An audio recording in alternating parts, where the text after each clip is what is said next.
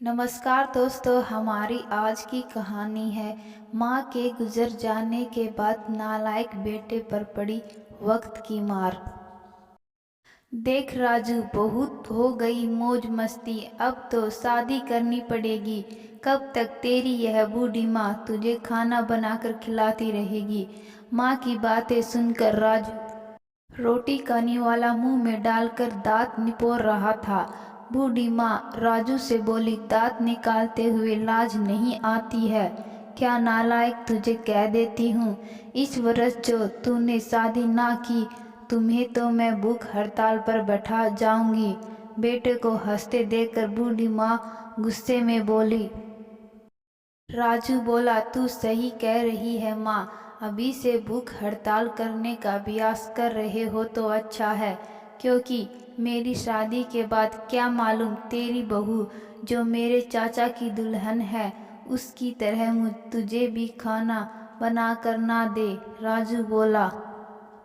राजू, मुझे मालूम है तू भी अपने चाचा की दुल्हन को देखकर ही शादी नहीं करना चाहता, लेकिन ज़रूरी तो नहीं कि हर लड़की चाचा की दुल्हन की तरह निकल जाए। गांव में और भी बहुएं हैं, क्या सभी घरों में बहू सास ससुर को भूखा रखती हैं। पड़ोसी चाचू की दुल्हन जब से ब्याह कर आई है तब से थोड़ी नाक चढ़ी थी, आते ही अपने रंग दिखाने शुरू कर दिए। यहाँ तक सास ससुर को खाना भी नहीं देती। इस बात का शोर पूरे गांव में था। इसलिए राजू को शादी के नाम से ही बहुत डर था कि उसने शादी की और माँ के साथ कुछ ऐसा ही हुआ तो। पर माँ तो माँ होती है। राजू पर वह शादी के लिए दबाव डालती और राजू हंसी से उस बात को टाल देता। बूढ़ी माँ राजू से बोली, राजू, मैं अब बूढ़ी हो चुकी हूँ, तेरी भी उम्र बढ़ती जा रही है, आज हूँ कल नहीं, ऐसे में तेरा ख्याल रखने वाला कोई तो होना चाहिए। जब तू खेत में थका हारा काम करके आए तो गर्मा गर्म रोटी बनाकर खिलाए, तेरे सुख दुख में साथ दे। मरने से पहले बस तेरा घर बसते देखना चाहती हूँ। अचानक से तवे पर भूनती हुई रोटी की भाप हाथ में लगने से राजू का ध्यान भंग हो गया। उफ, यह कमबख्त रोटी! भाप से जलने की जलन इतनी तेज थी कि राजू लोटे के पानी में हाथ डालकर बैठ गया। जब थोड़ी देर में ठंडक मिली तब जितनी रोटियां सेकी थी अधपकी जली हुई उतनी ही प्याज और नमक के साथ खाने लगा। खाते खाते माँ को याद करके उसके आंखों में आंसू आ गए। तू सही कहती थी माँ, मुझे तेरे रहते ही शादी कर लेनी चाहिए थी, मुझे माफ़ कर दे माँ। मैं तेरा नालायक बेटा तुझे बहू का सुख भी नहीं दे सका। मैंने तेरी एक न सुनी। आज तेरे जाने के बाद बिल्कुल अकेला हो गया हूँ। 4 माह हो गए तुझे परलोक सिधारे। तेरी और तेरे हाथ से बनी रोटी बहुत याद आती है माँ। आज तो मेरा हाथ भी जल गया, थक गया था तो सब्जी भी नहीं बनाई, कहते हुए फपक कर रो पड़ा। मुंह आधा चबाया हुआ निवाला मुंह से निकलकर थाली में जा गिरा। तभी दरवाजे पर दस्तक हुई। राजू, ओए राजू, कहाँ है? पड़ोस की चाची ने मुख्य द्वार में आवाज लगाई। अभी आया चाची जी, कहते हुए राजू ने पहले अपना थोड़ा ठीक किया। आंसू पहुँचकर बाहर आया तो देखा चाची हाथ में सब्जी की कटोरी लिए खड़ी थी। राजू को देखते हुए बोली, राजू, यह ले सब्जी, ज़्यादा बनाई थी तो सोचा तेरे लिए लेती आऊं। वैसे मेरे यहाँ आने का मुख्य उद्देश्य तेरी शादी है। मेरी नज़र में एक लड़की है, अच्छी है, भले घर की, 2 भाइयों की इकलौती छोटी बहन है। भाइयों की शादी हो गई है, बस एक समस्या है, शादी के 2 दिन बाद लड़की का पति हृदयघात से मर गया था, मतलब लड़की भी विधवा है।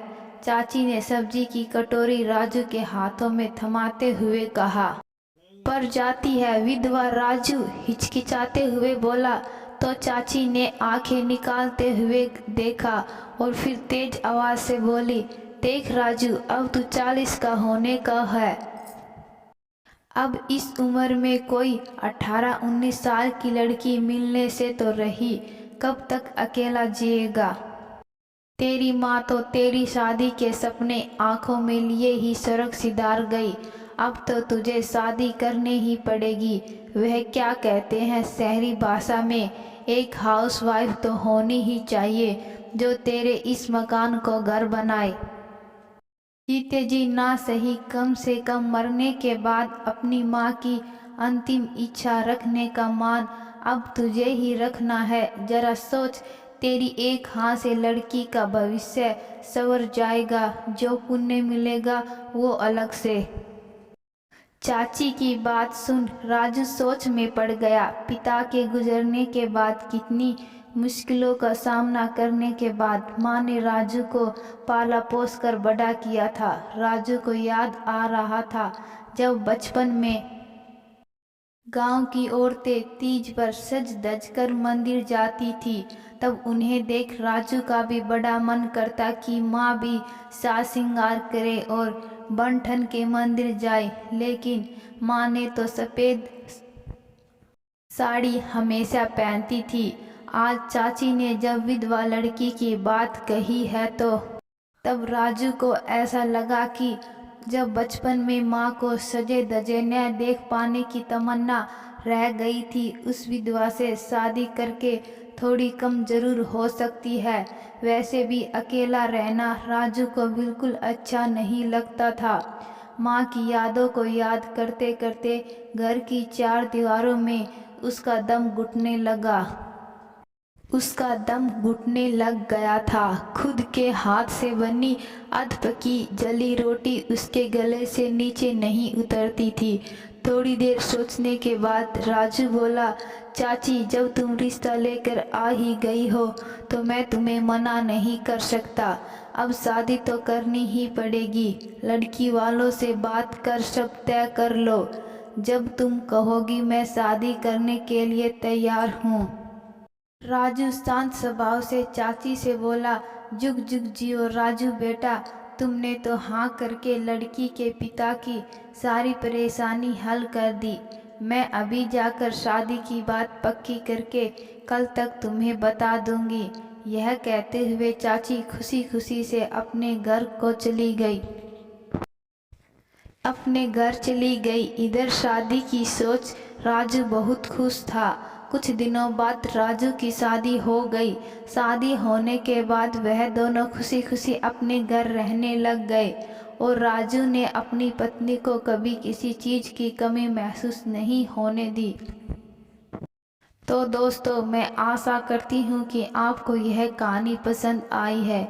अगर कहानी पसंद आई है तो कहानी को लाइक, शेयर और चैनल को सब्सक्राइब जरूर करिएगा। धन्यवाद।